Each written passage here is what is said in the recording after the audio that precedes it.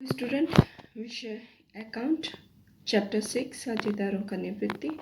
मैं आपकी टीचर योगी स्नेहलता।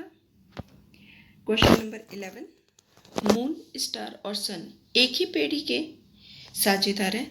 तारीख 31/3/2017 के दिन से सन और स्टार भविष्य के लाभ हानि 5:1 में बांटने के तारीख 31/3/2017 के दिन उनकी पीढ़ी की तलपट नीचे है।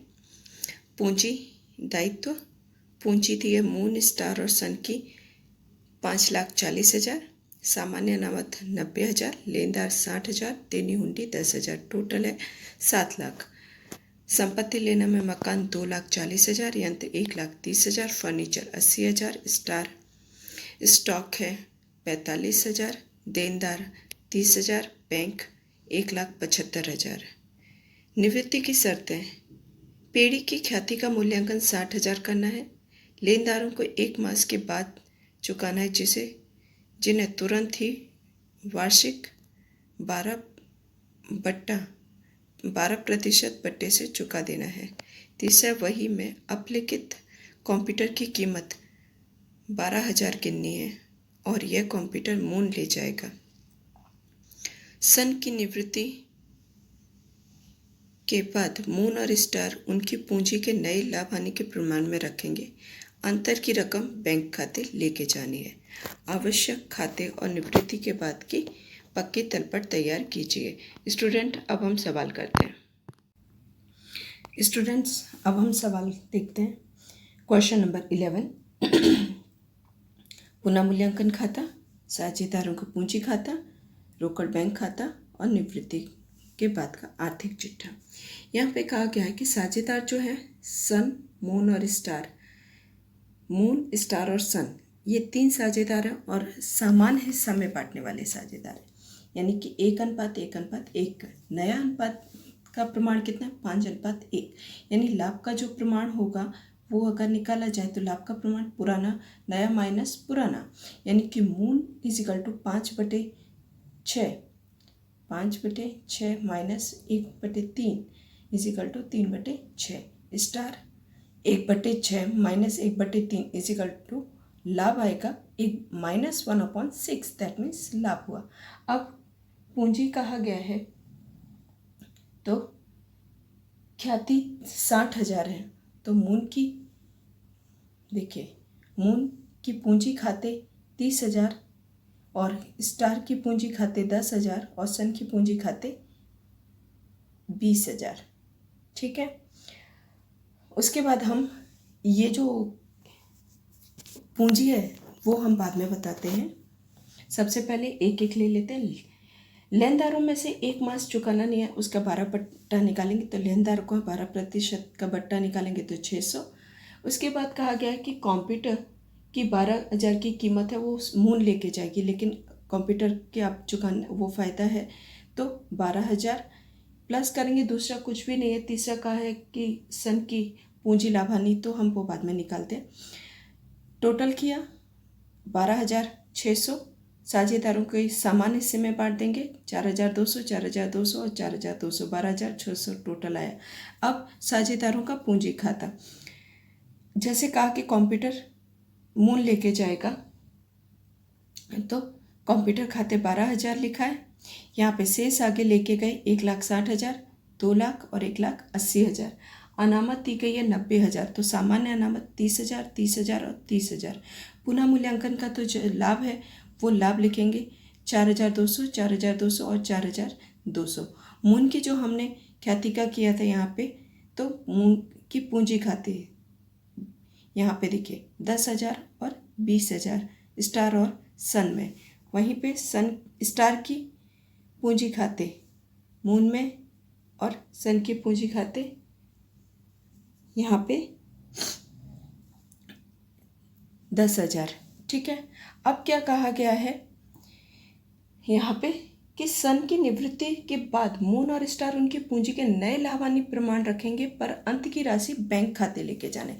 तो सबसे पहले यहाँ पे देखिए, ये बैंक नहीं, लेकिन यहाँ से यहाँ तक का जो टोटल है, यानी कि कितना टोटल आएगा 1,94,200। 1,94,200 में से हम ये सभी संख्याएं माइनस करेंगे, ये सभी डिजिट माइनस करेंगे तो 42,000 यानी कि माइनस करने पे 152,200 आएगा। उसी तरीके से स्टार का करेंगे। देखिए स्टार का यहाँ का टोटल करेंगे यानी कि 2,44,200 आएगा। तो 2,44,200, दूसरी साइड कुछ भी नहीं है तो हम उसको देखिए प्लस करेंगे तो 3,96,400, 3,96,400। अब मून का जो नया प्रमाण है लाभ हानि का उसमें बांटेंगे, यानी 3,96,400 को बांटेंगे 5/6 में तो 3,30,333, 3,30,333 मून की पूंजी आएगी। स्टार की आएगी उसी तरीके से स्टार की 66,067 यानी कि ठीक है इतनी आएगी।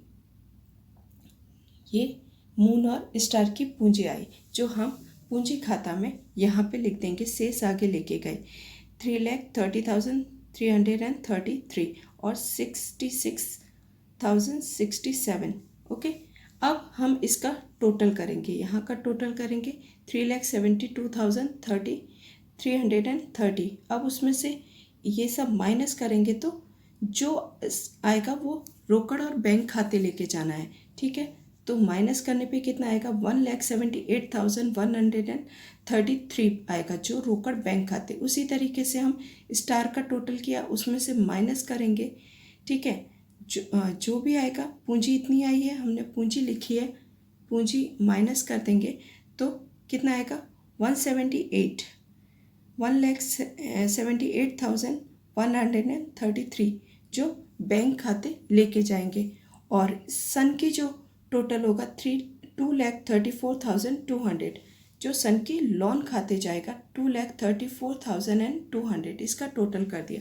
अब उसके बाद रोकड़ और बैंक खाता हम तैयार करते हैं। रोकड़ बैंक खाते में स्टार की पूंजी खाते देखिए 17 यहाँ पे 1,78,133 क्योंकि वो पूंजी खाते गए। लेनदार खाते जो हैं क्योंकि अब उतना नहीं होगा अगले मंथ के लिए तो 59,400 और शेष आगे लाए आपकी किताब में दिया है 1,75,000।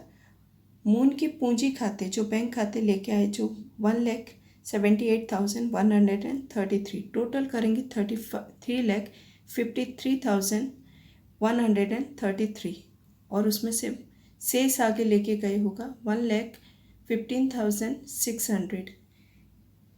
अब हम आर्थिक चिट्ठा बनाते हैं। 1/4/2017 के बाद का निवृत्ति के बाद का आर्थिक चिट्ठा जो होगा, मकान 2,40,000, यंत्र 1,30,000 कोई परिवर्तन नहीं है, फर्नीचर 80,000 कोई परिवर्तन नहीं है, स्टॉक 45,000 कोई परिवर्तन नहीं है, देनदार 30,000, रोकड़ जो हमने यहाँ पे शेष आया वो रोकड़ 1,15,600 यानी कि टोटल होगा 6,40,600। उसी तरीके से मून और स्टार की पूंजी लिखेंगे 3,96,400, देनी हुंडी 10,000 और सन की लोन 2,34,200। यहाँ पे टोटल होगा 6,40,600, 6,40,600 यानी कि यहाँ पे हमने पुनः मूल्यांकन खाता, साझेदारों का पूंजी खाता, रोकड़ खाता और निवृत्ति के बाद का आर्थिक चिट्ठा। ओके स्टूडेंट, यहाँ पे ये सवाल पूरा होता है।